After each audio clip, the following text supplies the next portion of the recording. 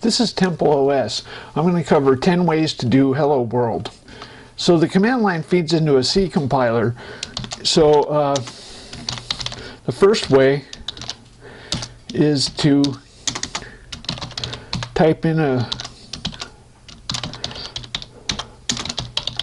program at the command line. Now, any statement outside of a function executes immediately. So if I say main1, we got Hello World. Okay. So this is sitting in memory. We can unassemble the function. It's compiled, it's not interpreted, and there it is. It calls print, and there's the string following the function. Okay, so the second way, we don't need to say print, we can just say a string by itself, because in Holy C a string by itself is printf. So now we say pound include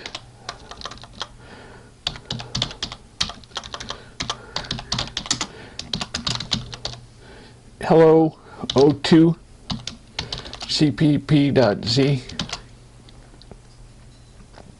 Now we have to hit a semicolon because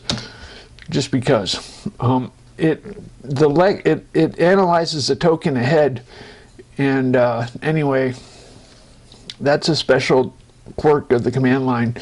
So let's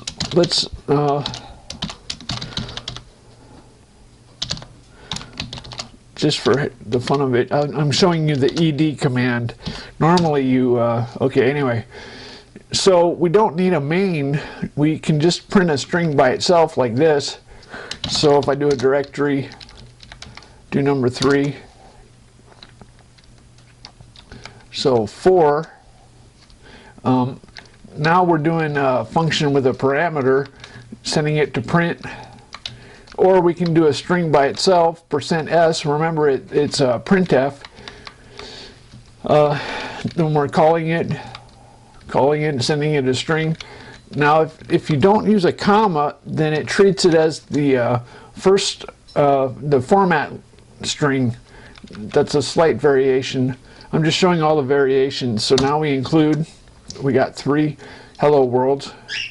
Now we're on to number 4, number 5, and this is assembly. We have a string with these don't have zeros at the end normally, so we have to add the 0, or we can include the 0 this way. Now we're making a global symbol with the colon. A single colon is not a global symbol. We're calling put string. We have to save the RSI segment register, or not segment register, the RSI register.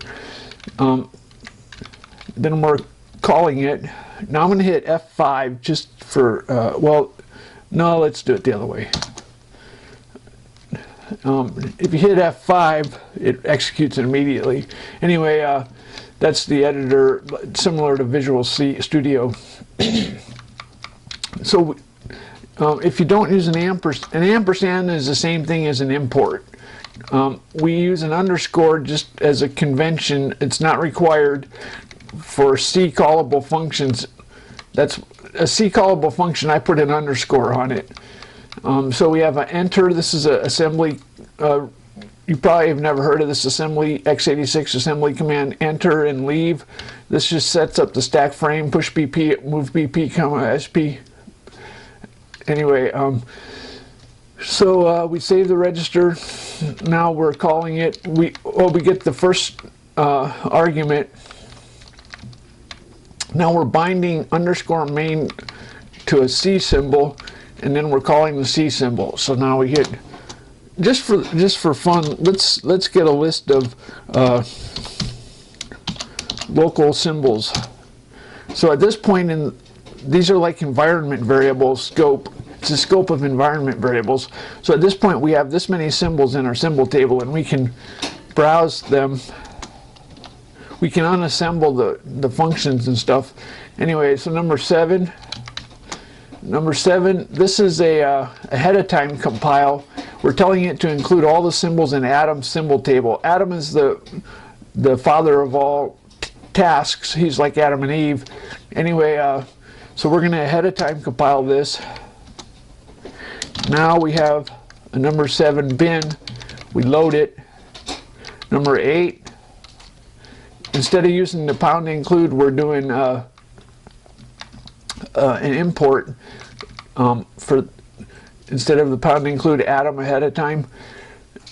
Okay, so now we ahead of time compile.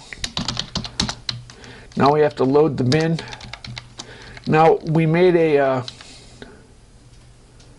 we have to make a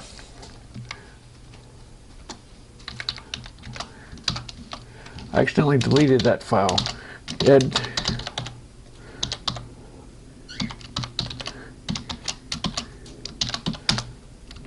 We have to make an extern.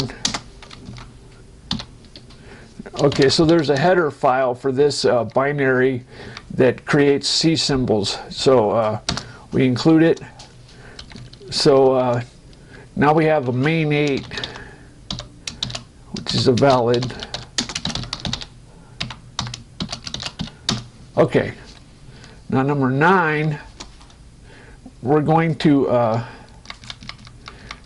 you know what we're going to do? We're going to include it into Adam's symbol table. Adam is the father of all tasks. So this makes it system-wide. This is like a DLL, you could say. Anyway, so we include Adam include. Now I'm going to go over to this other task in main 9.